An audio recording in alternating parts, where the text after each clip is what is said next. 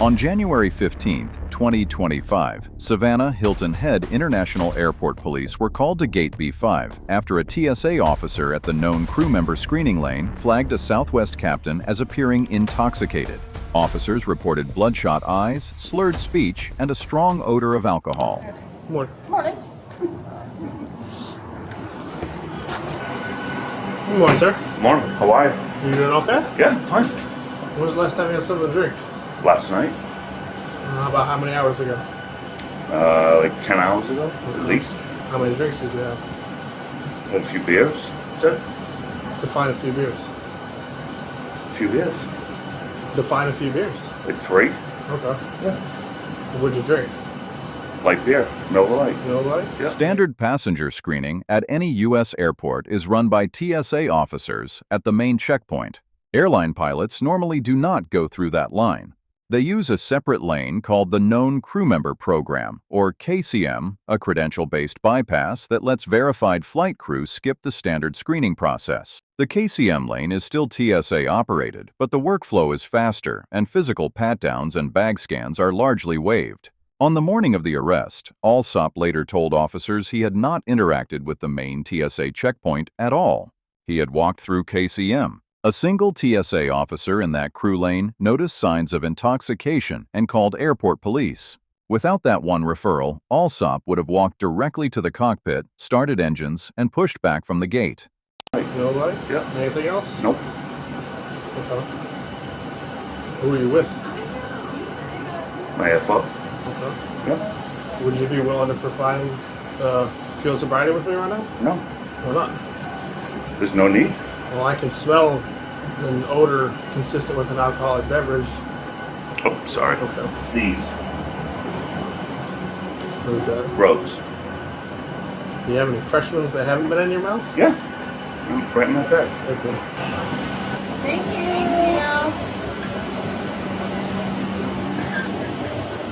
Did you smell? I can smell it. I can smell it.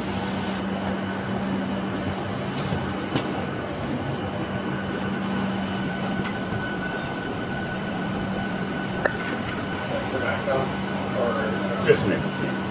there you go.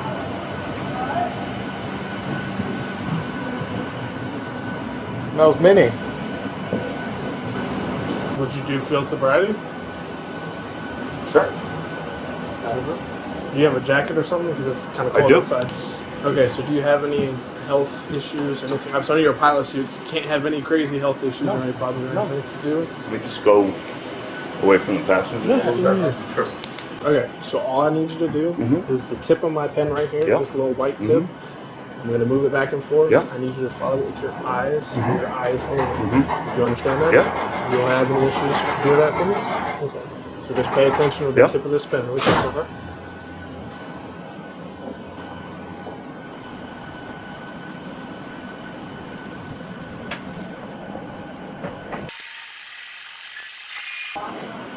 Alright. Yes, sir. What's going on? So, my name's Corporal Vest. I'm the supervisor right now with the Airport Police Department. So, did you guys go out and have a few drinks last night? I met here. We had a drink, yeah. Okay. I am going to make a phone call to my supervisor, but there's a very strong possibility, or a very strong probability, that he's going to be taking the Shadow County Detention Center for the willful intent to operate an aircraft while intoxicated. So if you need to start making some roll calls, I would just go ahead and start doing that, okay? Alright, so do you have any personal belongings on the plane? I do. What do you have on there? Like just like your go bag and like a drawer and everything? Yeah. Okay.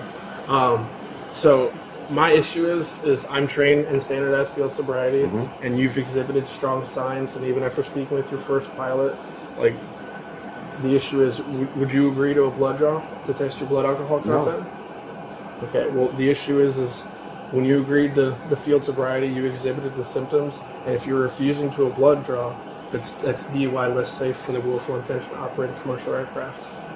Seriously? Yes, sir. How did I fail? I did everything. The signs that you exhibited during those 3 tests, I'm able to articulate based off those and the odor coming off of your person. It's very consistent with DUI. Okay. Well, yeah. So what do you want me to do? So what's going to happen is if you don't agree to a blood draw, it'll be DUI less safe. You'll be booked into the Chatham County Detention Center, and we'll give you a phone call. You can more than likely, because it's Tuesday, it's a weekday. But that's the route that we're going to have to take, unfortunately. Okay. Okay. And if I did agree to a blood draw, then what? I mean, that's just, it's part of the ongoing investigation, that it's like, I did my part, but it's like your blood is the non-negotiable, like that'll prove whether or not it is what it is. So. Okay. Yeah, well. But obviously I can't coax you in it. You have your right, you said no. So based off that alone, and based off the field sobriety that you... Even if I gave you blood, then nothing would change. Okay. Right?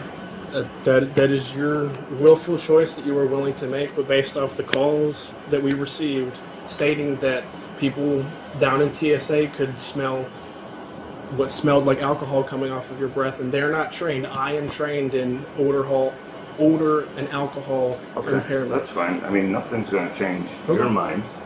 I didn't even talk to TSA today. I went to KCM. It's operated by TSA. Right.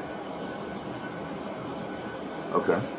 So, all right, I'll get my stuff, but whatever you gotta do. Okay. My officer is gonna grab your stuff. If you don't mind, we're just gonna head up to the patrol car, so that way we don't have to do all in front of the public eye. As long as you just be cool, I'll be cool. Oh, absolutely. So, but yeah, I'd like to. I can't grab my stuff myself. Yeah, if you would like to, we can do that. Yeah. Contact ground tower and air to gate 2.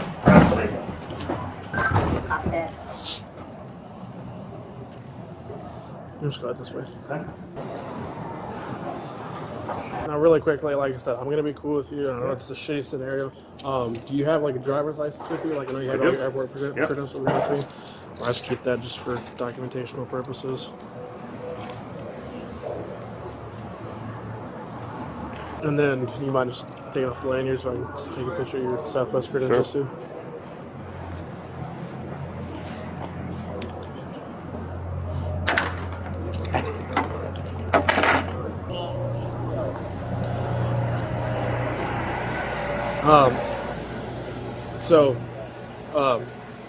I don't believe that they're going to allow you to keep all this at the jail.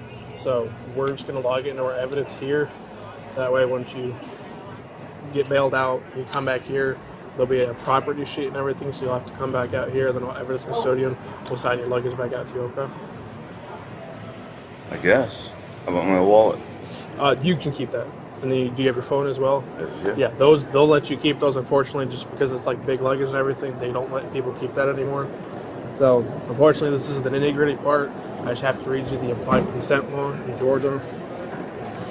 Even though I know your license was out of a different state, you're just currently in Georgia. So the implied consent law for people over the age of 21 states that in the state of Georgia has conditioned people with the privilege to drive upon highways. You've already agreed that you do not want to participate in the blood draw. So because of that, I'm now going to detain you. Like I said, as long as you just continue to be cool with me, I'll be cool with you, okay? Yeah. So you just step over here really quick. If you just want to put it up there with your ID and everything, it'll be all in like a little baggie for you.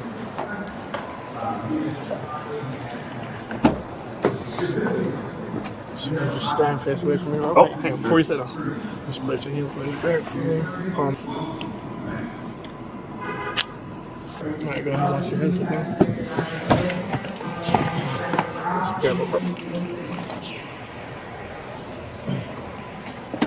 The Chatham County District Attorney later said any prosecution would have to be filed federally. As of the most recent public reporting, no federal charges had been filed. The only consequence that actually landed was administrative. The FAA revoked Allsop's airline transport pilot certificate on March 12, 2025. Under the agency's prompt settlement policy, he becomes eligible to reapply 1 year after revocation. Subscribe to Airport Bodycams.